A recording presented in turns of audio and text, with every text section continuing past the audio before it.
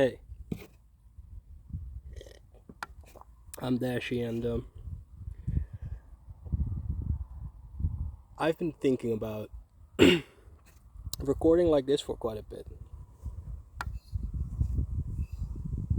but I never did. I never did. I guess insecurities and all of that, but I'm now reaching a point in my life where I feel like I want to share the story in even more ways.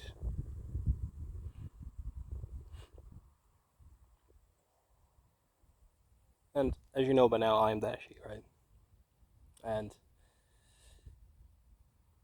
right now, I'm about to turn 24,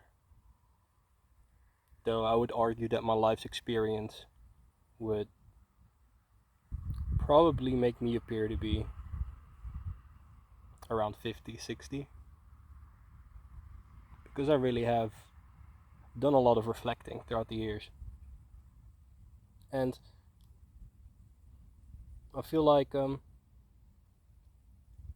want to share it in this format, partially, not entirely. Now I'm just sitting on this countryside, and it's pretty late at night. I don't know if the crickets are heard. And I've got my potion here. That is the potion. Talked about it so much in my videos. Well, videos, music. Also my videos, I guess. Minecraft and all of that. But I feel like this is more unfiltered. It's really like you're talking. You're really listening to something more than just pixels. Though, yeah, but you get it. Now, the thing that really made me want to record this um, has to do with a few thoughts. Yesterday, I went pretty hard with some partying, had a lot of mushrooms, a lot of shots, and also got very high. Already did not sleep for 24 hours, so yesterday I basically slept for the first time in 48 hours. But within those 48 hours, I've spent every single hour, as I always do, being the most productive I can be. And being productive, I mean implicitly also, in that you can be productive by being unproductive. In that sometimes you have to be idle to move, just like sometimes you move to be able to say you can be comfortably, safely idle. In that it builds on the same principle as sometimes you can feel free to expect the ball to come to you, yet other times, which for a lot of us is the majority of times, we have to go out and get it ourselves. But when we have already put into existence, if we have already brought about a sense of motion, then that sense of motion will move on by itself, else it would not have been motion. In that, if I look away from it and it no longer is there, then it is only there because I look at it, and that it is inside of me rather than,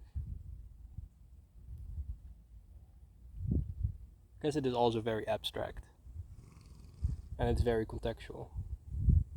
That's one thing about me. I have underbuilt the last 6 years with verifiable evidence, in that before 6 years ago, I would say life did not really mean much to me, if anything at all. Though at the same time, it did mean something. I've done a lot of dumb things as a young kid, and the things that I did as a young kid, I did responsibly.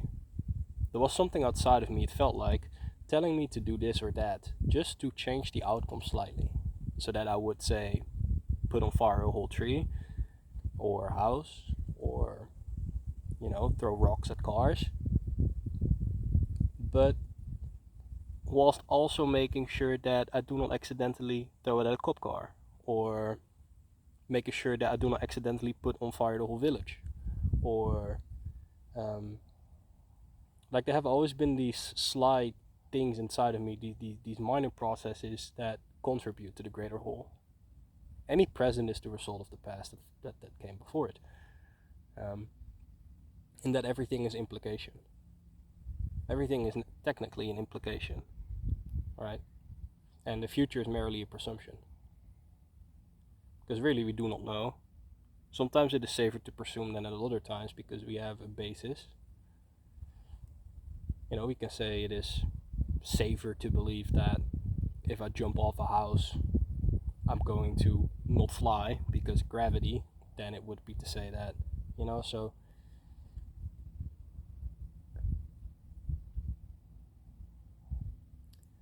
But yeah, so I went hard, and today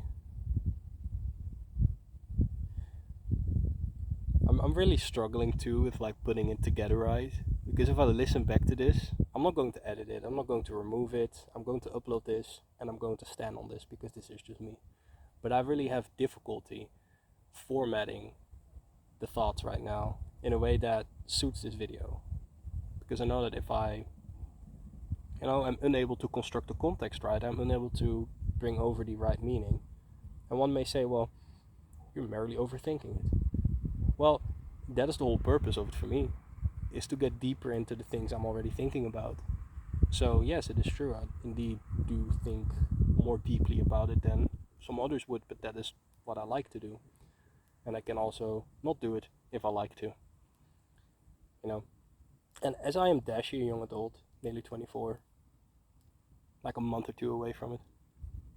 Oh no, I think already like, that's crazy. I don't even know my own birthday. I grew up quite unordinarily, and as I make more of these videos, it will become clear. I do not want my words to reflect my being, I want my being to reflect it. My words are merely an abstract of it, and therefore I hold them as it, because I'm not going to pretend, I'm not going to be delusional.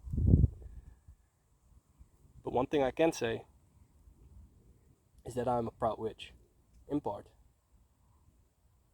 And one of my latest songs called My Craft, from one of those moments, or one of those moments, or those moments, I really dive into what it means. For the first 3 years of this journey, which, as a witch, you undertake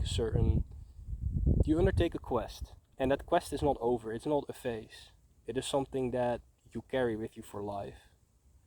And that is what the craft is to me, because the craft is merely my existence. My craft is my creation, and that I am the embodiment of my craft. Just like the body is the expression of the life that the body has lived in the way that it has. And the craft is not about shooting fireballs or sacrificing things. And as a matter of fact, as I also mentioned in this latest song, the only deities I believe in are the ones I openly define in my head, and also knowingly define in my head as being merely in my head, for as far as I can conceive my head to be my head, to the degree, you know. And we're dealing with contextuality, and so context within the realm of concept gives meaning, and that I could say apple, and a person may think of an Apple computer, or an apple on a tree, or an apple pie, or apple juice, or whatever. That is because there's no context. But if I add on to the context, that is merely me saying apple, and I say apple on a tree, then suddenly the context is said to be an apple on a tree, as is ordinarily thought of. And now, what if it is an analogy? Does it then still... But it does not matter in what form it comes. What matters is what forms it, and what it does. And like, to me, it does not as much matter the variation. To me, what matters is that what varies. In that I care about matter. Matter matters. Right? Thoughts are a product of matter, I would say. And I would even go as far to say that there's quite the evidence to indicate that thoughts are matter. No, we are stuck within this bubble of subjectivity that is, I would say, and my younger self would say, is full of uncertainty, if not all uncertain. Science does not hold on to definitive beliefs. If you go to the frontier of science, then everybody's arguing about the most common truths ever. You know, as someone who has been practicing the craft, and the craft would also entail frameworks such as science. The craft is not, like I said, it is not about shooting fireballs or sacrificing. It's about doing what works. If it works, it works. If it does not work, it does not work. And in the craft, we do deal with rituals, and we do deal with incense, and we do deal with the typical candles, and we do indeed invoke symbolism. But this is not to connect to a higher realm of existence beyond our own being. And when I say us, I'm really just referring to I, me, and myself. Because every witch has his own craft, or its. At this point in time, we do not know anymore. Some people think they are trees and stuff.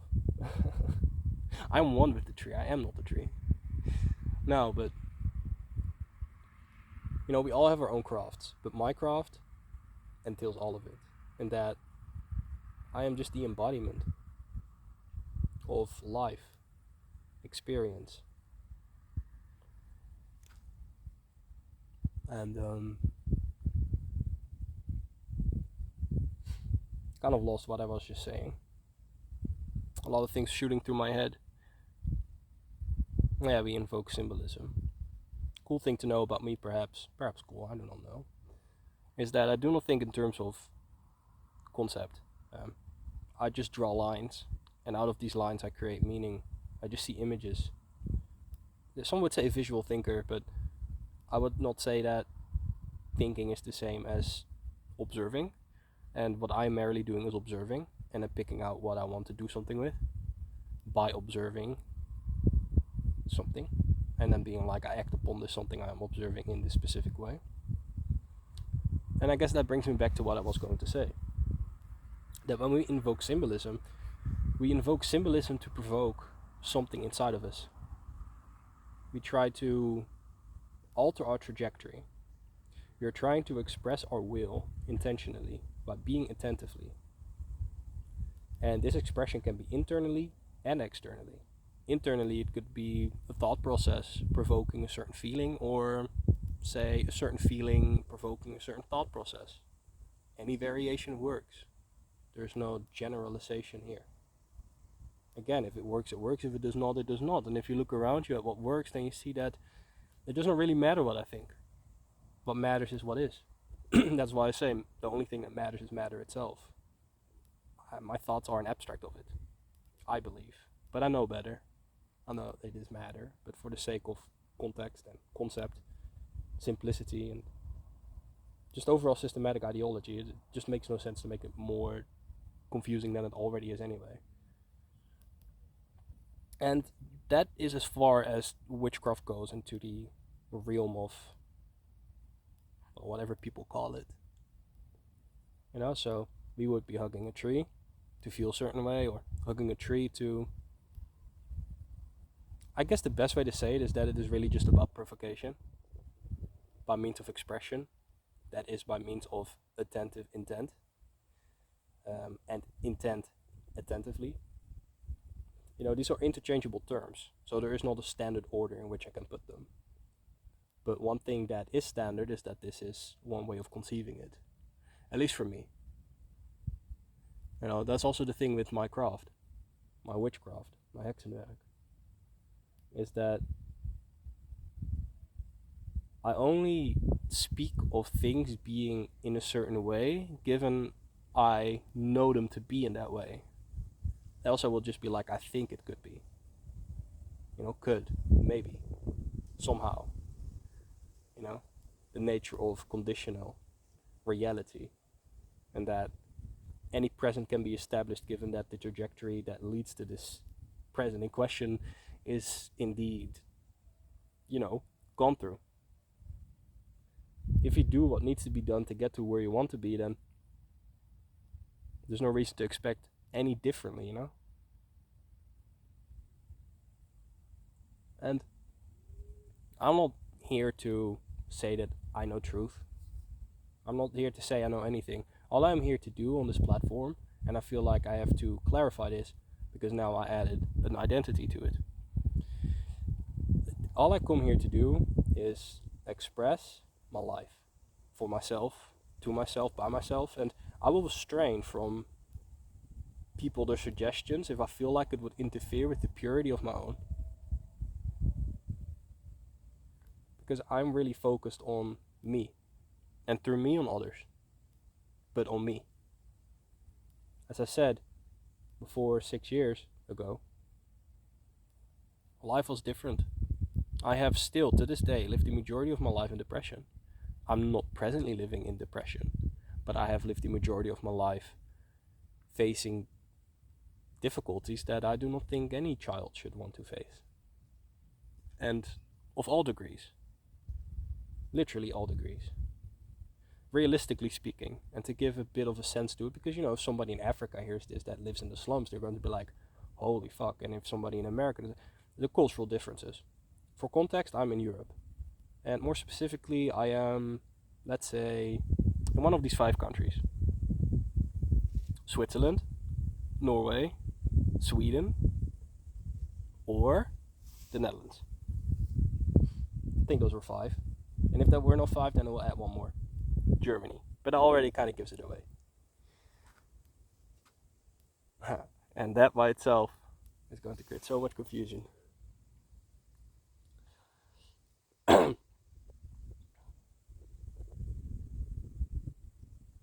But yeah, there are going to be cultural differences.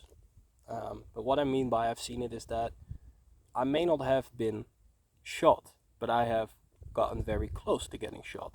And when I got very close to getting shot, I treated the experience as I did get shot, because it allowed me to realize the need to act differently.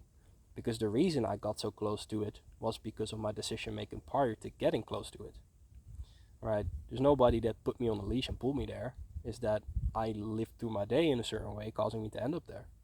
I woke up in my bed and somehow I'm somewhere in the forest with a person potentially going to shoot me. That is just, life. And that would not really be an extreme, though. I would say that for a kid, understanding what it is to lose people, and I guess words will not really do justice. What it really comes down to is just the amplification of experience that I have endured throughout life, in that I can experience something very small, but get the whole thing out of it. And they say that is a very good trait to have. They, as in, let's say, teachers alike will say that it is a very good trait to have, to be able to look at a minor situation and simulate it as a major situation, and then understand, it is all about consequential reality. At the end of the day, the trajectory is consequence, eh? It's all implicit in that I do this and then that happens. It's action-reaction based. And see how I am using all of these different forms of concept. And that is also because I made this framework. I taught myself how to write. I taught myself how to read. I taught myself how to speak English. I taught myself everything I can do today. And sometimes that was by giving up on my internal instinct to go the other way. Sometimes I had to force myself to listen to what somebody else has to say to do better. And so by me saying that I made myself completely does not necessarily take away from all the people that contributed to it. But was it not for my decision making putting me where I was, I would not have been where I am. So therefore, I openly carry the responsibility for the decision making I perform. And with that being said, I do want to clarify that, because I do really care about the fact that people understand that I'm very appreciative of the way that they contribute to my life. Because, I had to teach myself so much. When I started working before it became a job. But when I started working, in that it was a hobby. But when I started working, I taught everything to myself. And I would take that into an analogy and say that the trees have taught me everything, and that Luna has taught me everything, and that Goddess has taught me everything, and that, if you want to enter the spectrum of belief, I believe that, yeah. And I'm happy and proud of that. But that is why sometimes it's off. And that also makes me unique, eh? And that I live differently. Not because I'm trying to be differently, but because that is the way I feel best. That's the way I can do best. That's the way I am best. And best I can be. Best I should be. You know? Context is so important. But, I've also been programmer for 10 plus years. And I'm not here to smear my entire resume onto the internet. There's a lot the internet will never know about me. But there are certain things that I will share. And one of these things is, for example, that I've been writing code for 10 plus years. And we're not talking about simple code. We're talking about starting with a language I just came up in my head with because I saw people in movies doing it. So I just came up with things myself and imagined the whole process. And then when I finally got to it, I just kept going at it. And now I am here. Now, take a step back from the reflection upon my past. Let's put that into a perspective of neurochemistry. Or should I say neurology? Or neuroscience, however you want to put it. The way it affects a person's brain is tremendous. I do not have disorders, right? A lot of people I've known and the way I was treated in the past were like that, and I was treated like that. But the reason I was fucked up was just because my environment was fucked up. If you put things in a fire, they will burn. And if you put things in the water, they will get wet. And if you leave them in the water long enough, they will drown. And if you leave things in the fire for long enough, they will not just burn, but it will turn into coal or whatever else. And, so that's basically what happened with me. I was just too long in the same stuff. My environment made me. Like, the product is always made by the conditions that are satisfied in order to bring about the product in question. In that, say for example, electromagnetic signatures. Trees vary in terms of their electromagnetic signature at the hand of the environment they grow in. Or take mushrooms for example, right? So go to electromagnetism. Let's go to biology. Mushrooms, for example, they will mutate at the hand of very, very minor differences across the environment. So they will express completely differently, but still be the same. So what I mean to say about this is that the environment makes the product, but not in a way that you perhaps conceptualize it, because the concept itself is a part of the environment in question. We are within the environment, that is, if we take ourselves as separate from the environment that we are in. But the entirety of the environment is the environment that is containing everything within the space. In that, if there's another person beside me, then that person is a part of the environment, but I myself am not. But if that person that sees me, then I'm a part of their environment, but not themselves to them. What I mean to say about this is that everything within a box is within the box. And a context is like a box. A context is like a scope, a block of code. And that's just how that is. And yeah. So I forgot my train of thought again, because I start with a lot and then, as I described. So I've been programming, and that results in all kinds of things. But I've also been studying for the last 6 years every day, like the next day would be the last, because there are certain things in my life that are going to pass that I do not necessarily want to pass, but I was given the insight that they will pass nonetheless. At a very young age, I was met with death. And so that causes you to look at life in a completely different way. So life, to jump to something completely different. I do kind of hope that somebody thinks this is insightful, but I also hope that this person that thinks that this is insightful, or people, do not necessarily affect my own way of looking at it adversely. I guess that is just for time to condition me with. But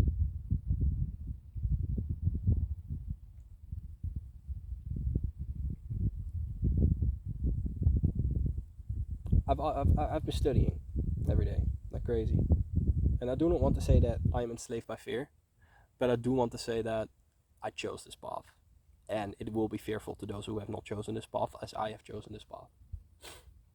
It's not nice seeing life where death is and seeing death where life is. It's not meant to be nice.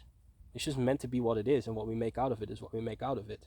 And what we make out of that phenomenon, that is life, implying death, is what we make out of it. And if what we make out of it does not serve our purpose, that is to be the best that we can, then why would we even allow it to exist? So the way I look at death is like, then the death of the people you love, but also any start that implies an end, being any start at all. Any start implies an end. Unless you can name a start that does not have an end, but you would not have the life to experience it, because your life does end. So it, so even if you had all of history, all of human history, watch one thing, still would not prove the point. It would still end at some point. What I'm just saying is that while you are alive, you have the opportunity to find a way to be content with the fact that you're going to die, and that everybody you know is going to die, and everything that comes is going to come to go. It's also why practices like Buddhism, again, I'm a witch. I embody everything that serves me. So I'm not necessarily merely busy with this, neither have I made really a study out of it. Though mindfulness is a big part of my practice, because we're working with psychology and neurology, which also tap into two other interests that I have under my belt, or skills.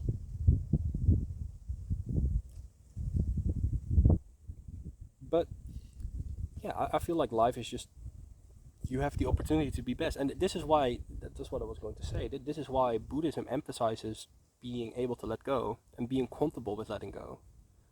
Now, I would say there are degrees to this. I would say that there is no fixed way that works. I would say that the best way is the way that is adaptive, that is not constant, but that acts upon what is, not acts upon what thought it was. Right? So we stay in the present. And letting go is just an essential part of living life. And now I'm a young adult, and being around people, I've established a bond with people that are tens of years older than me. Because, I went through what I went through, and it caused me to get to where I got, and that where I got, there are certain people that are indeed within that age range, and they're nearing the end of their cycle. And the only reason why I can talk about it like this is because I took the time to be able to. Because whenever it is dark, late at night, and it's quiet, and this confronts you, I confront it.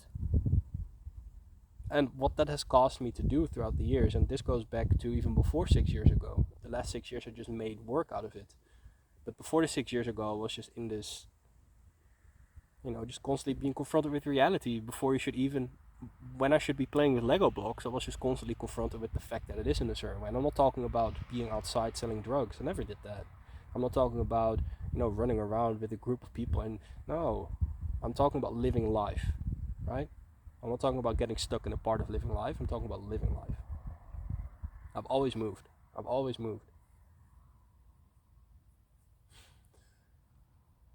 So yeah, that's kind of how I look at that, though. I've just seen a lot through meditation, also through alternate states of mind, throughout life in general. As I said, I take a little experience and make a lot of it. That is because it yields so much more. What makes the experience as we like it is the way that we treat it. So I looked at the way I treat experience, leading me to like the way I treated it, to do it again.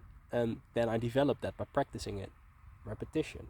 Actually, a lot of the things I am saying right now are building upon principles that I have constructed throughout the years. And they're not necessarily contextual, as I said. Or they are contextual, but they're not necessarily properly contextualized within this given span of time, because there's just a lot to it. It's hard to build a context that took years to grow within a few hours of just mere words, when there's so much more going into it. And again, the words come out of it. The words do not get into it, right? The words are the product of it.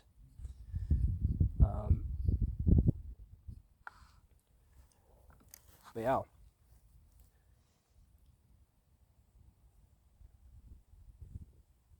It feels nice to just do this. Because it feels like I'm confronted with the reflection. And I'm comfortable with that. Because I'm proud of what I am. And that was the thing, that did not make me do it before. I think that I would not want to see myself to this degree and build off of that to this degree because I was still establishing myself. Physiologically speaking, it's true, or should I say anatomically speaking, it's just true because our brains take time to develop.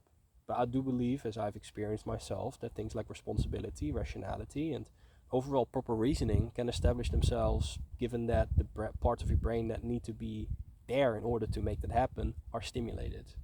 And that what makes them able to be stimulated, being that they are indeed a thing that can be stimulated, that by itself takes stimulation. Stimulus is the leading factor in regard to our neurochemistry, in that without a stimulus, there's no growth. There's a lot more going into it, but the stimulus is fundamental to it. And experience is, I could tie into this in many ways. Let me take a step back. I shall digress and leave that for another video. Let me first make sure I don't do a little bit too much here. But the one cool thing about being as humble as I have been, and being willing to look at what others have to say before I looked at myself, to then eventually find out that I should look at myself to look at them instead. So I look through myself because I am myself, looking through myself anyway. Act as it is, right? Act upon what is in the way that it is, because you want to resonate, right? Success is determined by complementary, symbiotic being, in that the way you play into reality ends up dictating, generally speaking, what your reality will become and therefore be. But another thing, memory. Memory is very significant, right? Now, when people are like, what is life? Well, as you start to live, you may give all kinds of names to it, use all kinds of layering to make it more vague and all of that. But in essence, it comes down to this. Right? It's not about the meaning I give to it. It is about the objectivity in this. So, psychologically speaking, physiologically speaking, and I would say neurologically speaking, fuck all of those terms. Just in general, in terms of, just what it is. And this is in many ways. There are three components first that should be accounted for. Let me see. 3. 1 is environment. 2 is body. 3 is mind. There's no mind without body, and there's no body without environment. And there is an environment without body, and there is a body without mind. Right. To demonstrate why there is a body when there is, or why there is a body when there's no mind. Suppose somebody that's in a coma. Right. So their consciousness, or I like to call it their awareness, is not present, but their brain is still functioning as it does. So their mind is still there. I would call that the entirety of the brain functioning as it does is the mind. That's how I see it. So that's what I mean with mind. It encapsulates a lot more than just merely the ordinary interpretation of it. Again, my definitions, but with a backbone of objectivity. Now, that's an example of why the psyche could,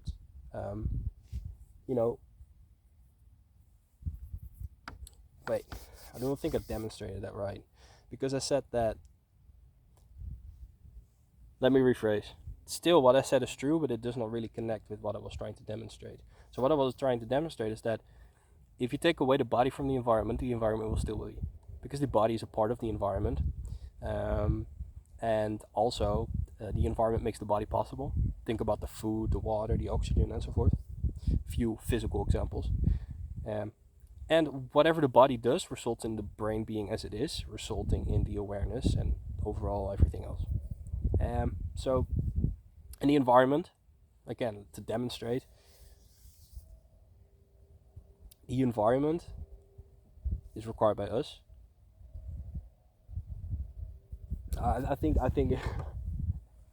there's so much stuff in my head right now that I want to talk about. I know I can't talk about 10 things at the same time. But when it comes down to, I like to call it metaphysics, because I tapped into these things before I was able to connect them to any fields of science. Though the way I word them may not necessarily resemble the truth within these words.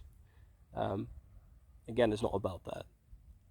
But it is that. So you have the mind, the body, and the environment. Now, those three are interchangeable. They have this interchangeable relationship in that the environment resulting in the body, the body resulting in the mind, and the mind indirectly also resulting in the body, because the mind coordinates the body to take care of the body, both awarely and unawarely. I would say that consciously, subconsciously are redundant words in this regard. Subconsciously would just be anything that is unaware, and consciously, as in ordinarily thought to be, is the awareness. And the awareness is what I was talking about in regard to memory. Memory is the result of awareness. Now, awareness by itself is not necessarily conscious, and that is where it gets a bit more confusing. But we're going to stay on the surface level because there's a lot of depth to the way that our brain functions. But when it comes down to the conception, or should I say the formation of memory, we're looking at experience, and then we are looking at what provokes this experience, and then we see awareness. And when we look at awareness, we see all of these things that play into awareness, treating experience as it treats it, causing it to become a manifestation as it does. In that if you're more aware of an experience, you're going to be able to take more out of the experience. In that the more aware you are, the greater the experience. Not necessarily the better, the worse, but just the greater in regard to the degree of experience there is. Because when we think about memory, we are thinking about things that we have seen. And what we have seen is merely awareness. Or should I say, a product of it.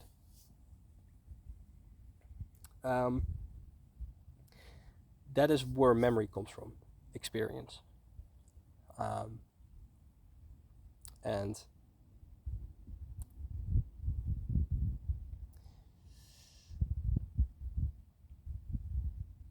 when we talk about memory, or let us say, if we talk about life, we're really just referring to what we consider life to be at the hand of the life that we have lived, right? No knowledge is in our heads before we teach ourselves to function in a way that we absorb it. We need to teach ourselves to learn, and we need to teach ourselves what we want to learn. These things are not naturally there. Memory is an abstract of a whole process. And this whole process is coordinated by a lot of things, but it comes down to focus. And again, you have unaware and aware focus, consciously aware, subconsciously aware or unaware, many depths. But focus is where awareness goes. And because awareness goes where focus goes, it is safe to say that when you shift your focus, you're basically shining a light at something else. And it does not just teleport. It's always a path that leads there,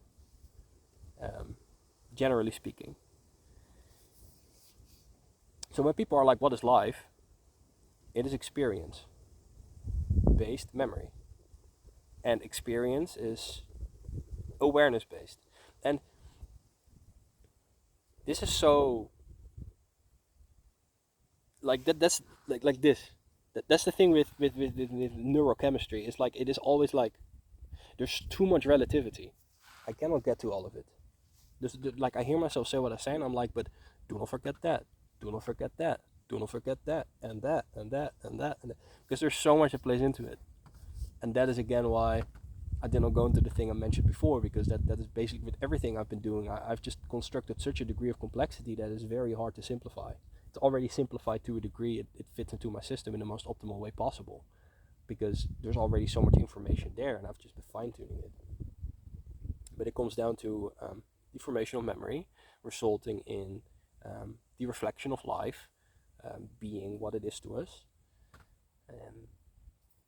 When we look at an evening, we are looking at memory. And when we're looking at 10 years ago, we're looking at memory.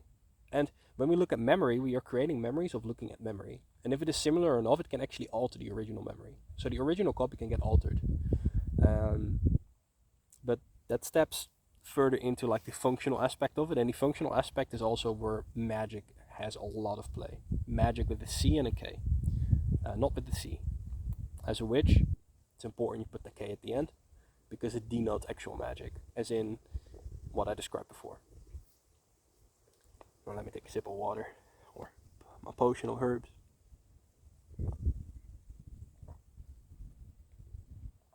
Oh, that's good.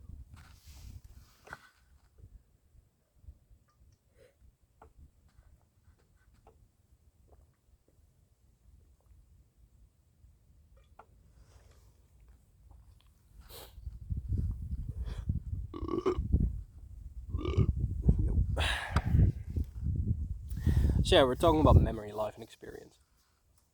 Um, so yeah, when people are like, "What is life?" then I'm just like that, right? And right now, my brain is not the most capable. I'm focused on the shift of work I'm about to perform. Still recovering from fucking partying from yesterday and all of that shit. So I will use different words to refer to the same thing throughout time, making me seem contradictory. But really, I'm still referring to the same thing, that is something beyond the words themselves, which is an unordinary concept by itself, because the majority of people do not live within the actual world, they live in an abstract of it. Um, but yeah,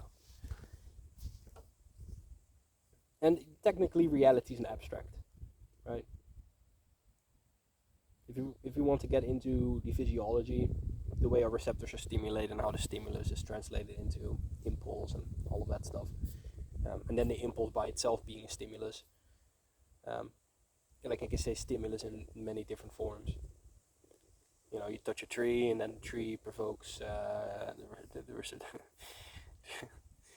you know, and that is what forms experience. All of those components. So it still connects to experience too.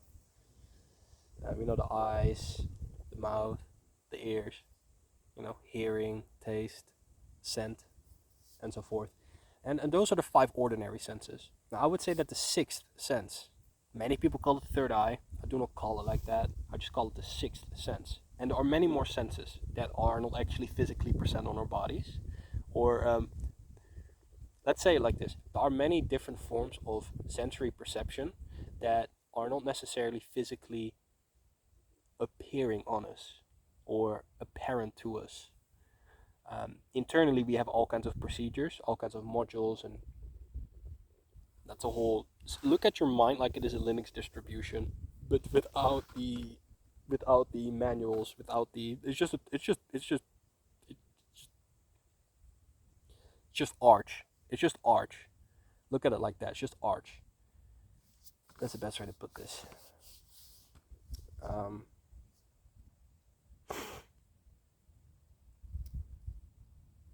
so now, I kind of forgot what I was on about. Oh yeah, about sensory perception. Yeah, so we have different ways of forming perception at the hand of sensory perception. Um, so it is bodily reactivity producing, well, mental reactivity, in that the body does something and that causes the mind to do something else. In the same way that the mind does something and it causes the body to do something else, or the mind tells the body to do something, causing the environment to be something else. But it's never just the mind. It's always the mind doing something with the body to do something with the environment, or the environment doing something with the body to do something with the mind, right? And I think that for that exact reason, the mind is the body. But I like to separate them because we're talking about psychology and then we're also talking about physical anatomy. And those are two different things in regard to science.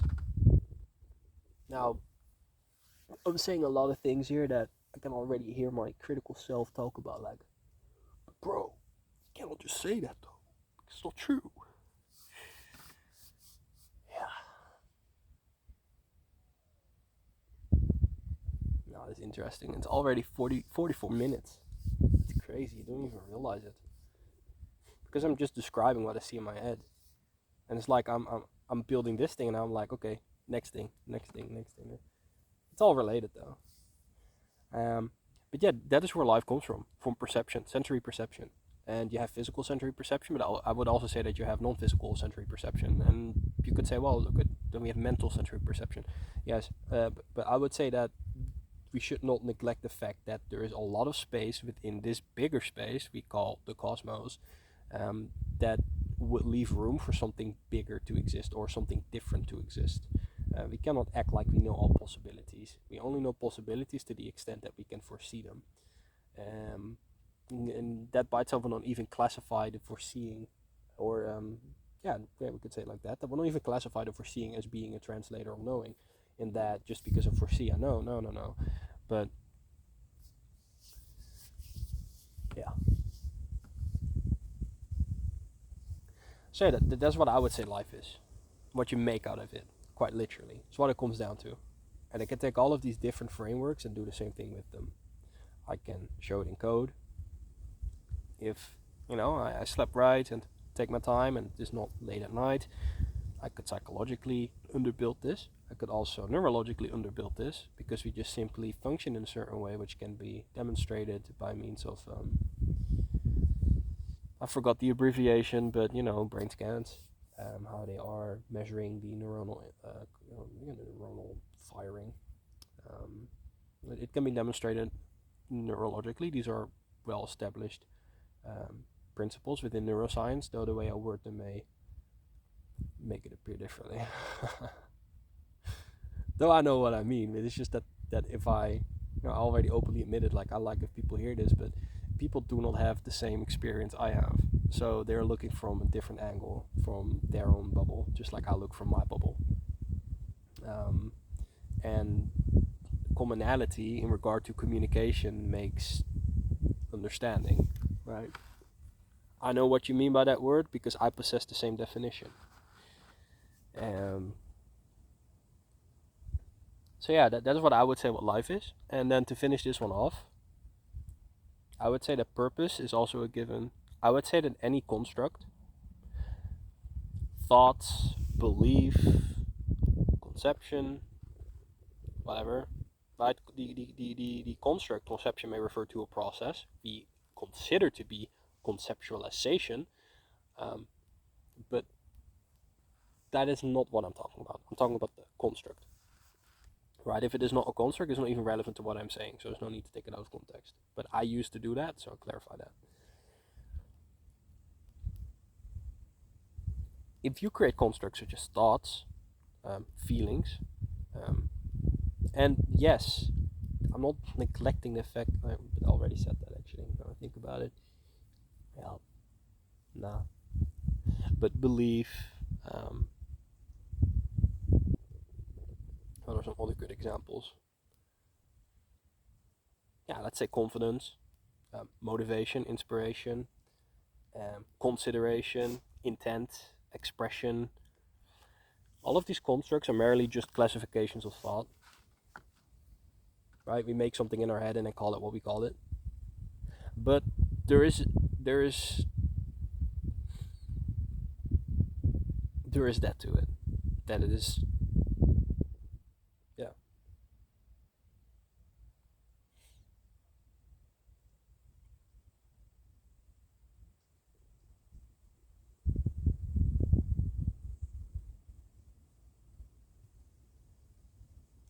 So yeah, these are all constructs.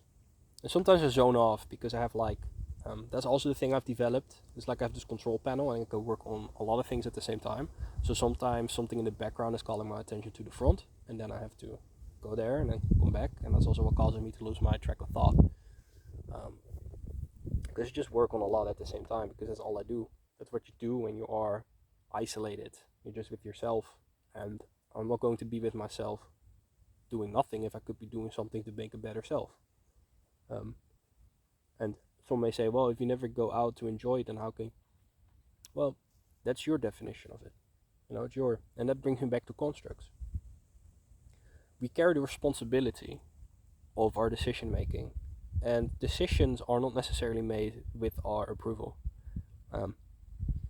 If we decide to go on a bike ride and then suddenly during the bike ride we break our leg, that is the result of our decision making, and we cannot neglect that. We can be like, well, I would never purposely break my leg. No, obviously not, but that's the key word. Purposely, purpose. These are all constructs, all thoughts. Okay, now we have entertained the realm of subjectivity. Now let's get back to objectivity. Objectivity, as in this is a well-established psychological phenomenon, and I would say there are many other things that we could make out of that. But value is a given, right? Every single context has variables in it, and these variables satisfy a certain condition by means of the value that is assigned to these variables. And sometimes the value assigned to the variable is to be a variable that doesn't necessarily have a default value. or to be a variable that could be utilized.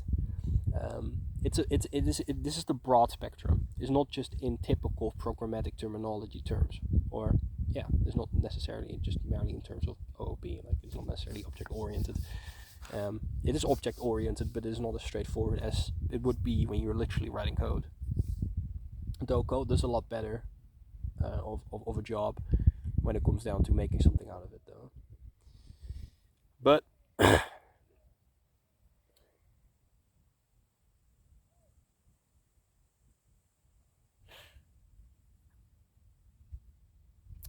given that everything is a given, all value, right? If we feel pain, then whatever stimulus we are experiencing, in whatever way we are experiencing it, just assume that the how is implied by the what, because that's really what is happening anyway. In that you ask why to get the how, to get to what, implying the when and the where, which it's just they are interchangeable, but it's basically what you imply anyway. But I feel like I have to clarify it. Because again, we're working with implicit thinking, and that's very webified. But yeah, value is a given, and when you have a stimulus, and when you experience a stimulus, a great example. When you experience a stimulus that you classify as being pain, then I would say inspect the stimulus and look at why you are making it out to be what you're making it out to be. Ask yourself why, and then see how it is becoming that. Like what is actually causing that? So when and where, right? That's the magic here. And then you find out that the reason I feel pain is because my leg is asleep, not because my leg is cut off, not because there is physical harm being done to my leg, but rather just because of the fact that I forgot to move my leg when I passed out. And I say that to demonstrate that we may consider a stimulus to be something without it actually being that something. And that is the assignment part. And that we assign this meaning and therefore use this meaning to understand what this other thing is. Pain is not necessarily harmful. Suppose a cold shower. I have to turn off my thinking to take a cold shower. At least I used to have to do that. Now I really enjoy that sensation, the rush, the adrenaline, so to say. But I used to have to. I was thinking like, does it not like activate your parasympathetic nervous system instead? But no, I do not think so. Like eventually it does, but it starts off with kickstarting your sympathetic nervous system to then eventually activate the parasympathetic nervous system. When I take a shower, a cold shower, or used to, I would tell myself to not focus on it, because I know what I'm doing. Physically, it checks off. So why even entertain thoughts that make me act otherwise? Because I'm trying to fulfill a goal. And as I was taught early on, if you want to get somewhere, then you have to look at what is in between of you and that somewhere, and then move there. Not act upon what you saw, just look and then go. Because then you know that there is something or nothing. If there's nothing, then it will seem like there's nothing. The seeming is not prioritized over the being. The being is prioritized over the seeming. In that if something seems, then that seeming by itself is a form of being. It is the form of being I would call seeming, right? I am being seemingly seeming. Or, no, I said that wrong. Fuck that, I don't go to play with words like that right now. I know my brain cannot do it. But it does demonstrate the point. So yeah, I would say that purpose is an assignment too, implicitly, in that when we look at what purpose is to us, we're really just talking about other things. It's like when we were talking about love, people are like, what is love? Well, love is just an umbrella term that we use to refer to all kinds of things that are, to a great extent, unique to each individual. Not only is our neurochemistry unique, our physical anatomy is unique too. And not only that, we all occupy our own space at our own time. We do not occupy two spaces at the same time. We can't. Two pieces of matter cannot occupy the same space at the same time. That does not work. Maybe with some future technology, but right now that is what we follow. And so we are unique in every sense. So that's the whole thing with subjectivity. We tend to forget that because there is this reaffirming sense of similarity, and that I say this and you see that what I say is what I think it means, and then it creates delusion. People forget that people have their own. And so I would say that purpose is that. an assignment, and that you have to look at this thing that you consider to be purpose to find out whether it is within you, or perhaps how you can get it within you, or maybe it's something outside of you that provokes something inside of you. Like, again, it's all variations are possible. These are not generalizations. These are actually admitting the fact that they by themselves, like all of these principles, are by themselves nothing. They become something because of the fact that they are a catalyst. They are a web within webs of webs. And we could build that analogy of webs endlessly. Consciousness is like a web containing webs. And I believe consciousness is awareness. I think people misrepresent consciousness. Or I must not have read enough books these years to understand what it means. I think we just do not know what it means. Because I'm not even going into that. But I would say that if we look at it objectively, it is just all matter. To the degree that it is matter. And to the degree that it is matter, I would say that the part of us that makes us experience is also matter. Like if you take away a part of the brain, we no longer experience. But if you keep the part in the brain in there, we keep experiencing. If you use strong magnets to turn off a part of a brain or disrupt a part of the brain, then suddenly we act differently. Suddenly our memory no longer works. Suddenly this, and this. And these are all the components that we use to describe anything. So I would say that, yeah, we are just mere matter. Though we may possess, say, the electricity that is constantly in our heads because of neurons firing. You could say that that by itself is a form of, electricity is not matter. Oh, fuck. No, electricity. No.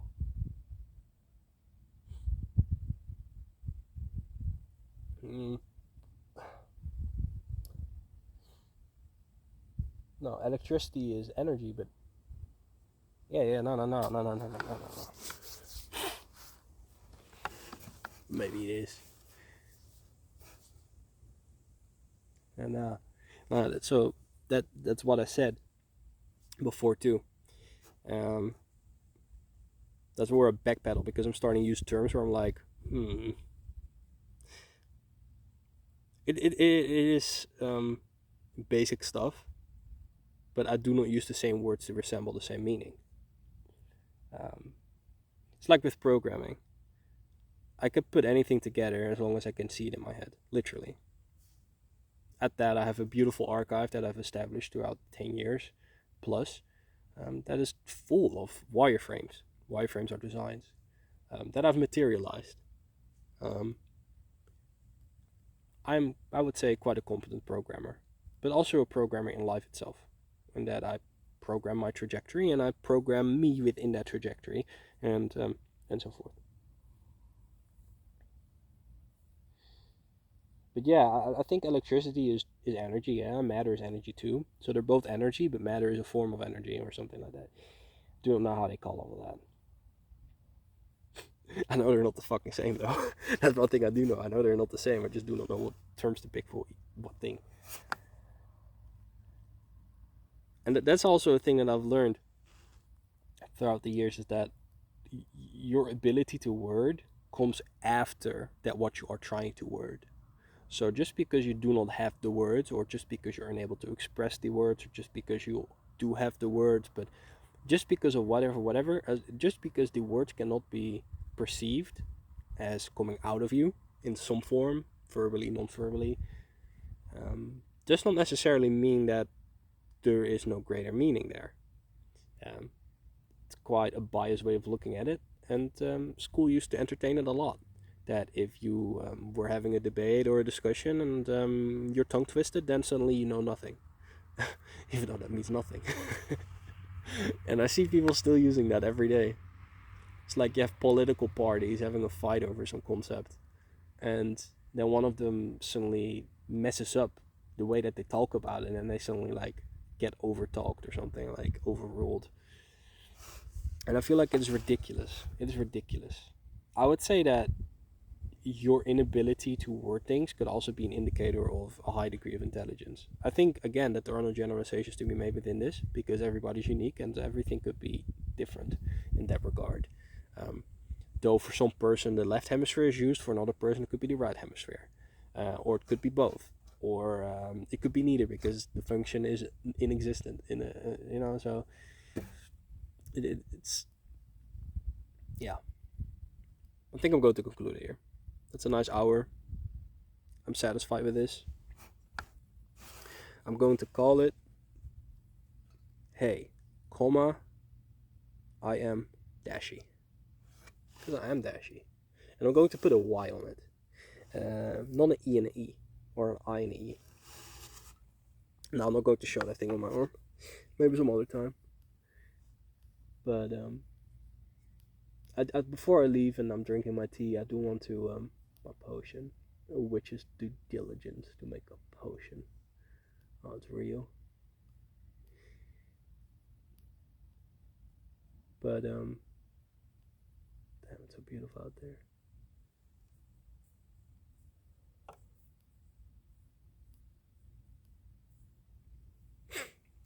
There's some lemon balm and lavender in this tea. Also, this potion, which are very potent relaxants. They're very good at slowing down the brain. So that's why I had like a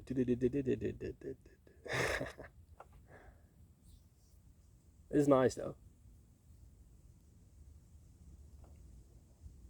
But yeah, so what does Dashie mean? Like what is that? Dashie is not my real name. No. And I would say that just like with the craft and all of these other things, just like experience as a whole, words are an abstract of it. They could hardly, if ever, do justice to it. You could never really make somebody relate to something that is only within you. Because the way they relate is to have a relation to the thing they relate to. And if it is something inside of you, then it's very hard to do, if even at all feasible. So therefore, I just, on a factual basis, I just do not believe I can really put it into words. Though I still try, and is how I explain all of these supernatural phenomena that people behold as being some kind of sign from a god, and maybe there is a god and he's going to come down or sitting next to me without me being able to perceive him because he falls within a spectrum of light that has never even been fucking documented. I don't fucking know. What I do know though is that it does not matter, because there is no matter for it to matter other than the one I just created, which makes me the god in question. And that is also what Dash means. Dash is a pony too. He has a pony too. And I like ponies too. Not ponies as in the typical My Little Pony. The thing that makes me like My Little Pony, as people call My Little Pony, My Little Pony, to me I do not call it My Little Pony, because to me it is not My Little Pony. Then we fall back a bit onto memory. I'm not going to go too far into it. And again, I am open for any questions. I would like anybody to ask anything about anything because I like engaging in conversation. But again, I may just tap out at some point because I'm like it is affecting my own perspective adversely. I could just not promise I will be as talkative as I am right now because I cannot always be bothered with it. But ponies are basically a physical manifestation of memory for me. As I said, I've lived through a lot of rough times, and there's still a lot more ahead of me. And I'm happy with the peace I have, even though there's a lot of struggle that goes on around it in order for it to even exist. Ponies, in specific, my ponies, are from when I was young. When I was like, say, 14, 15. Probably even found a picture from like 213, 214. From long ago. So we're talking about pony plushies. And there's no part of me that neglects the fact they are plushies. Just like there's no part of me that neglects the significance that these plushies behold for me. Because I'm rational. And I understand the significance is given by the memory that attributes it. Memory denotes it. Memory denotes significance, right? Implicitly. And for me, ponies are a physical manifestation of a time and of a phase. Well, I would not say of a time, of a phase. I would say that ponies are a physical manifestation of memory. And in this case, they have... See it like this. Everybody you will know will go. Everything you know will go. Right? If I put my cat into a safe right before I go to jail for 50 years, an example, then when I come out of that jail after 50 years, there's just going to be bones, if even bones, in that safe, right? But if I put my ponies in that safe and I come back after 50 years, they're still there. And I'm quite sure that, just unlike a cat that you cannot take into jail, a plush does come with certain degrees of freedom, because they could run an x-ray on it and see that there's nothing about it. So what I'm saying is basically like it is more stable of a form of memory than I would say conception would serve. Because I've seen that. I've already seen it happen, and I know that it will happen more the more I grow up, because there's so much more to conceptualize, there's so much more to capacitate, so much more to memorize. And I do not want to forget these things. And that's why, that's funny. So I have my BOS. I think a lot of occultists, so those who practice the unknown, have a BOS. And a BOS is a book of shadows. And this is my, I do not know which one. It's one of, I don't know. It's pretty old, but not too old. But in there, we put things that, again, it comes back to magic, in that we provoke memory by means of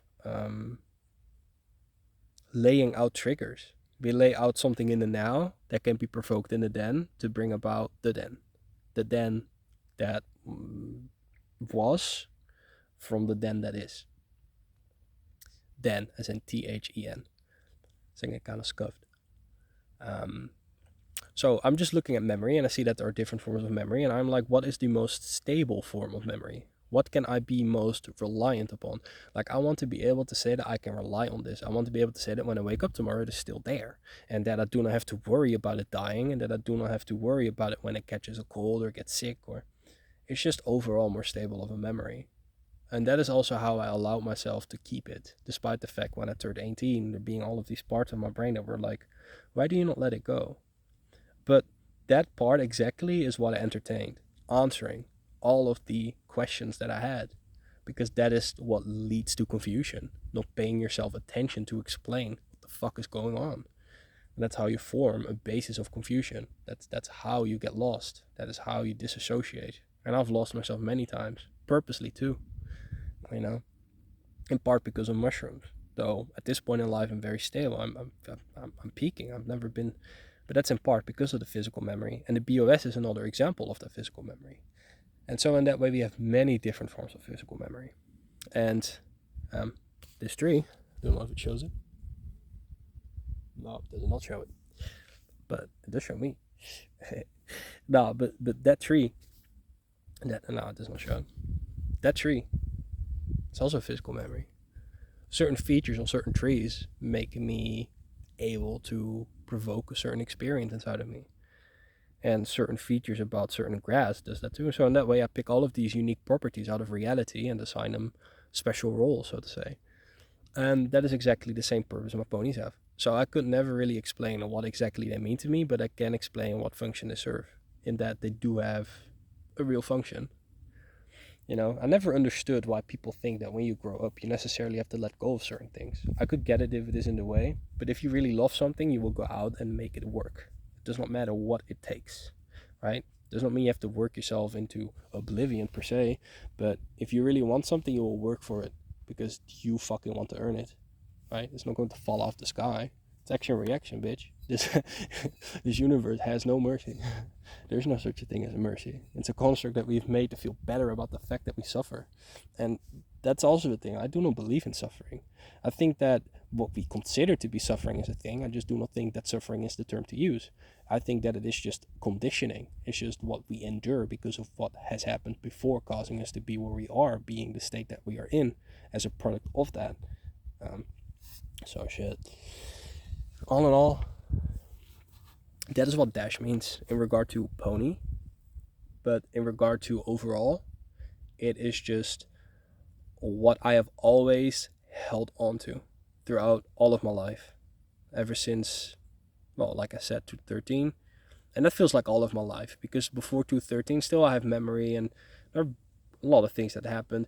When ponies came into my life, all of the trauma, the restless nights, the sleeplessness, the lack of structure, all of that, they made me feel a sense of comfort. It allowed me to create a sanctuary, allowing me to develop myself, because the world has not been kind, is not kind, and especially was not kind at a time where I wasn't even able to take care of myself. So yeah, Dash is really just a pillar, a string, I guess, that pulls all the way back to then. But it allows me to be comfortable with myself, no matter where I am on this path that is life. And that's also what the craft is about, is manifesting that, manifesting yourself, because this is your life. You are the embodiment of your living. And if what you are looking at in the mirror does not satisfy you, then what you did is not satisfactory. And therefore, you should look at what you did to bring about something else the next time when you are going to do, so you can do better for yourself, for somebody else, whatever. So I guess that's kind of what Dash is. Dash is like a long string. And as I've said in my music too, these pillars are not physical. And because they're not physical, nobody could take them. Even if someday my house burns down and my ponies and all of these other beautiful objects that I've established in this world become ash, I've never neglected the fact, well, never, but ever since I started my craft 6 years ago, I've never ever neglected the fact that, one, things come to go, and two, that it is merely a material manifestation. It is or manifestation, not the right word. It is merely a material form of existence that I am admiring non-materially or non-materialistically. Like, I am creating all of these things inside of my head to look at the material as I do. So it is really that what is going on in my head that makes it seem the way that it does. And that again ties into psychology, and that is also, so even if it's gone physically, I would still be content. I would have to be content. Even if I am suffering, even if I'm crying, even if whatever, I need to be content. Because I just am as I am, nonetheless. And if I'm interfering with the way I am, then how can I get to me being as I am, let alone change it, You have to apprehend, then comprehend. And then when you comprehend, you articulate. And then you get to know. Because you got to know. By getting to know.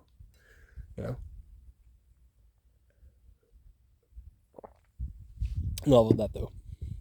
I'm going to vaporize herbs. Get high. Write code. And probably upload this sober talk. It's funny that it does not show my face. When I saw this place, I was like, it's perfect, it's lighting. But it's funny seeing myself in there. But yeah. One thing I want to say before I go, and this is also how I am. I say one more thing and then 10 things later.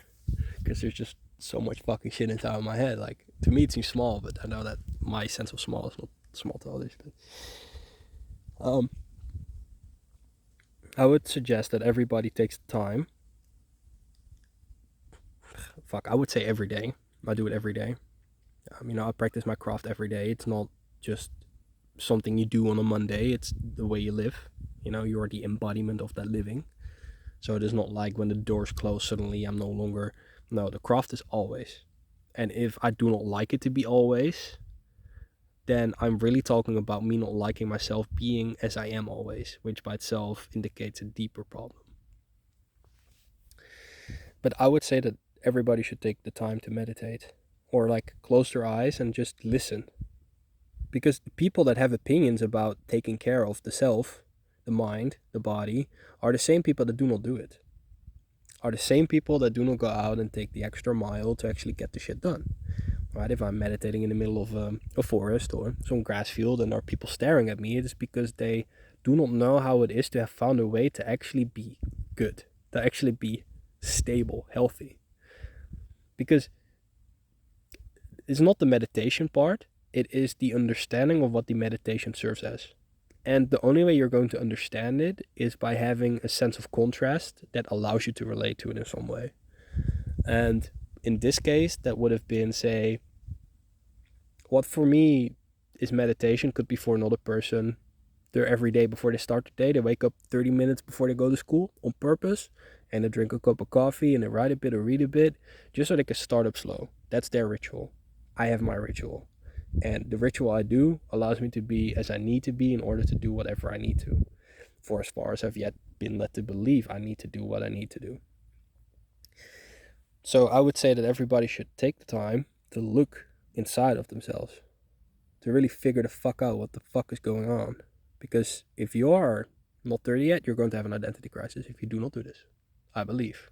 And therefore, on the basis of my belief, I'm going to say that I promise that you are going to encounter that. I believe that. Yeah, I do. And there are people that live with that. There are people that live with a lack of self, a lack of identity, a lack of them. And that's respectable too. I respect everybody. There's no reason to not respect you. Just have a standard of respect, because I believe that's the right way to go at it. Unless there's a reason or some. But yeah. A reason or an indicator is what I was going to say, but I'm not going to So, yeah, man, just take the time. Going to be fucking amazed by what you can find in there. And when I say it solves every problem, I really mean it solves every problem. But how do you mean? Why is it not everywhere then? Why are they not teaching this in schools and all of that? I'm not going to argue with that. There's much I could say about that. But one thing I will say is that a problem is a problem because there is this instance, this aspect of your experience that you classify as being this, what you call a problem. So it is really your process, your interpretation, your association, it's your creation. And again, what I said, these are constructs. If the construct does not serve you, then what the fuck is its purpose? Because you assigned it. You assigned it its role. That is its purpose, to fulfill that. Why is it not doing that? So you should carry that responsibility and either improve or let go. You know what I mean? Like, you have to maintain the self. And yeah. So I think that's really going to be it. I'm going to touch a tree. It's going to be something I do with these. Don't know how often I will release these. Ah, oh, beautiful.